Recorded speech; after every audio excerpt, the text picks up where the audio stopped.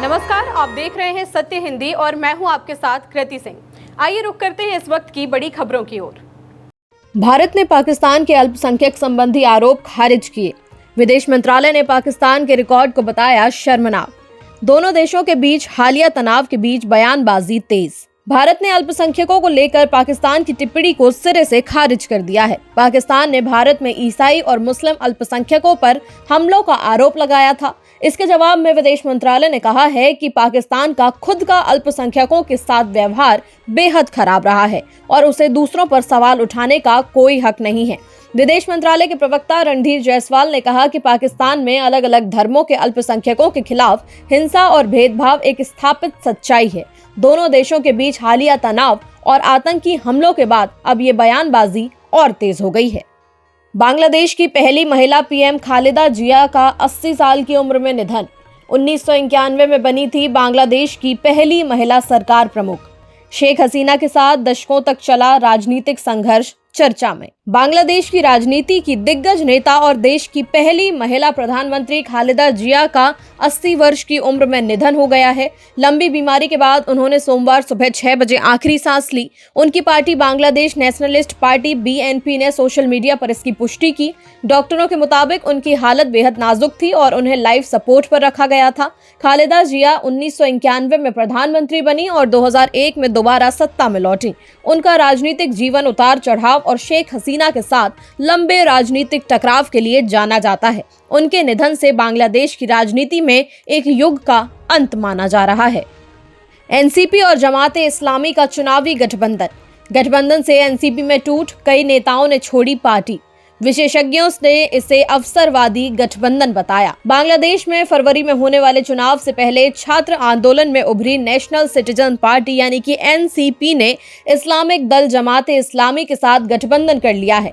इस फैसले से पार्टी के भीतर भारी नाराजगी दिख रही है। कई बड़े नेता पार्टी छोड़ चुके हैं और कुछ निर्दलीय चुनाव लड़ने जा रहे हैं। 2024 के आंदोलन के अहम चेहरे महफूज आलम ने भी खुद को एनसीपी से अलग कर लिया है। आलोचकों का कहना है कि ये गठबंधन विचारधारा नहीं बल्कि चुनावी मजबूरी का नतीजा है। सर्वे में एनसीपी की स्थिति कमजोर बताई जा रही थी, जबकि बीएनपी और जमात को बढ़त मिलती हुई दिख रही थी। ट्रंप की हमास को सख्त चेतावनी, निरस्त्रीकरण पर जोर। इसराइल के योजना पालन के दावे के बीच गजा में हमले जारी। ईरान के परमाणु कार्यक्रम पर अमेरिका की दोबारा कार्रवाई की चेतावनी। अमेरिकी राष्ट्रपति डोनाल्ड ट्रंप ने फ्लोरिडा में इसराइल के प्रधानमंत्री बेंजामिन नेतन्याहू से मुलाकात के बाद गजा को लेकर कड़ा रुख दिखाया है। ट्रंप ने कहा कि वो गजा पीस प्लान के दूसरे चरण तक बहुत जल्द पहुंचना चाहते हैं, लेकिन अगर हमास ने हथियार नहीं डाले तो उसे गंभीर नतीजे भुगतने पड़ेंगे। उन्होंने दावा किया कि इसराइल ने 20 सूत्रीय शांति योजना का पूरी तरह पालन किया है। हालांकि गजा में इसराइली हमले जारी हैं। ट्रंप ने ईरान को भी चेतावनी दी और कहा कि उसके परमाणु या मिसाइल कार्यक्रम आगे बढ़े तो अमेरिका फिर से बड़ा हमला कर सकता है। पुतिन के आवास पर ड्रोन हमले के आरोप को यूक्रेन ने नकारा। जेलेंस्की ने रूस पर बातचीत बिगाड़ने का आरोप लगाया। रूस ने शांति वार्ता की रणनीति की समीक्षा की बात कही। यूक्रेन के राष्ट्रपति वोलोदिमिर जेलेंस्की ने रूस के उस दावे को सिरे से खारिज कर दिया है जिसमें कहा गया था कि यूक्रेन ने राष्ट्रपति व्लादिमीर पुतिन के सरकारी आवास पर ड्रोन हमला किया। जेलेंस्की ने कहा कि ये रूस का पुराना हथकंडा है और इसका मकसद शांति वार्ताओं को पटरी से उतारना है। रूस के विदेश मंत्री सर्गेई लावरोव ने दावा किया था कि यूक्रेन ने 91 ड्रोन से नोवगोराद इलाके में हमला किया। इसके बाद रूस ने शांति वार्ता पर अपनी रणनीति पर दोबारा विचार करने की बात कही। हालांकि पुतिन के वहां मौजूद होने की पुष्टि अब तक नहीं हो पाई है।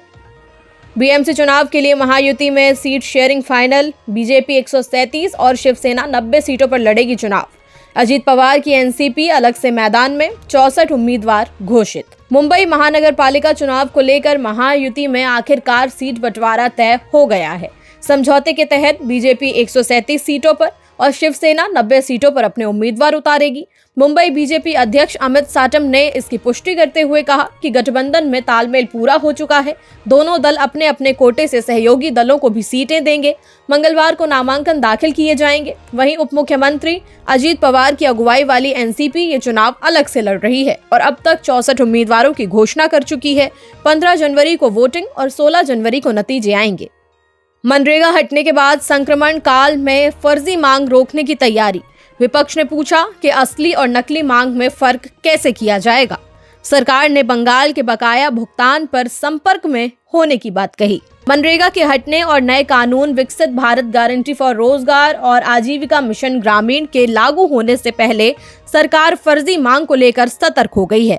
ग्रामीण विकास मंत्रालय ने संसद की स्थायी समिति को बताया कि वो राज्यों के साथ मिलकर काम कर रहा है ताकि इस अंतरिम दौर में कोई नकली मांग खड़ी ना हो। समिति की बैठक में सपा सांसद रामशंकर राजभर ने सवाल उठाया कि मांग आधारित योजना में असली और फर्जी मांग में फर्क कैसे किया जाएगा। इस पर समिति अध्यक्ष और अन्य सदस्यों ने भी सरकार से जवाब मांगा। बैठक में बीजेपी सांसदों ने मनरेगा को गैर जरूरी बताते हुए भ्रष्टाचार के आरोप भी गिना दिए। प्रवासी मजदूर पर बिना वजह हमला, सोशल मीडिया पर वीडियो डाला। चारों आरोपी नाबालिग, 3 सुधार गृह भेजे गए। घटना के बाद कानून व्यवस्था और ड्रग्स पर राजनीतिक आरोप प्रत्यारोप। चेन्नई के पास तिरुत्तनी रेलवे स्टेशन के नजदीक ओडिशा के एक प्रवासी मजदूर पर बेरहमी से हमला किए जाने का मामला सामने आया है। 24 साल के सूरज पर 4 नाबालिगों ने माचेती से हमला किया और इस पूरी घटना का वीडियो बनाकर इंस्टाग्राम पर डाल दिया। हमले में सूरज के सिर, चेहरे और हाथ में गंभीर चोटें आई हैं और उसका अस्पताल में इलाज चल रहा है। पुलिस ने कुछ ही घंटों में चारों आरोपियों को पकड़ लिया। सभी को जुवेनाइल जस्टिस बोर्ड में पेश किया गया। घटना के बाद राज्य में कानून व्यवस्था और नशे को लेकर सियासत भी तेज हो चुकी है। 79,000 करोड़ की रक्षा खरीद योजना को AON की मंजूरी। अस्त्रा MK2 की रेंज 200 किलोमीटर से ज्यादा 2026 में होगा परीक्षण।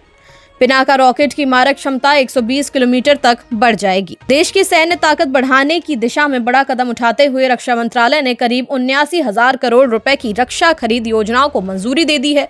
रक्षा मंत्री राजनाथ सिंह की अध्यक्षता वाली रक्षा अधिग्रहण परिषद ने थल सेना, वायुसेना और नौसेना के लिए अहम प्रस्तावों को आवश्यकता की स्वीकृति दी है।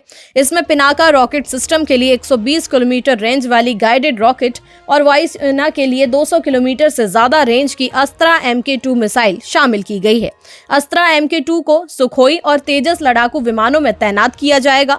ये मिसाइल चीन पाकिस्तान की PL-15 का जवाब मानी जा रही है। KGDS गैस ब्लॉक पर सरकार का बड़ा मुआवजा दावा। 2016 से चल रही मध्यस्थता, फैसला 2026 में संभव। रिलायंस ने $30 अरब के दावे को बताया तथ्यहीन। कृष्णा गोदावरी बेसिन के KG-D6 गैस ब्लॉक को लेकर भारत सरकार और रिलायंस BP के बीच बड़ा विवाद चल रहा है। सरकार ने मध्यस्थता में करीब $30 अरब मुआवजे की मांग की है। आरोप है कि कंपनियां तय मात्रा में गैस उत्पादन करने में नाकाम रहीं। यह मामला 2016 से चल रहा है और ट्रिब्यूनल का फैसला 2026 के मध्य तक आने की उम्मीद है। सरकार का कहना है कि गलत प्रबंधन से गैस भंडार को नुकसान हुआ। हालांकि रिलायंस इंडस्ट्रीज ने रिपोर्ट को खारिज करते हुए कहा कि चुनाव सरकार का दावा है कि 30 अरब नहीं, सिर्फ $247 मिलियन का है, जिसकी जानकारी पहले ही दी जा चुकी है। फिलहाल के लिए इतना ही। देश दुनिया की बड़ी खबरों के लिए देखते रहिए सत्य हिंदी।